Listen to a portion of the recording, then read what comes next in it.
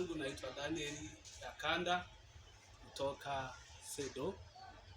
Ni mshiriki wa mafunzo ya biodegradable plastic bagging production. Tumejifunza namna ya utengenezaji wa mifuko mbadala, ambayo tumejifunza jinsi ya ukataji, jinsi ya ushonaji.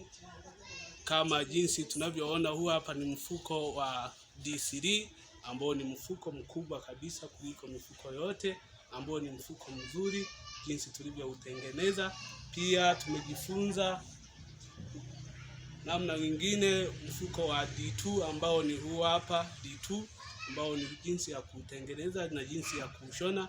Pia tumejifunza D1 ambao ni mfuko mdogo, jinsi ya kutengeneza na jinsi ya kushona. Kwa hiyo tunashukuru sana kwa kupata hiki kibali cha kujifunza fursa hii.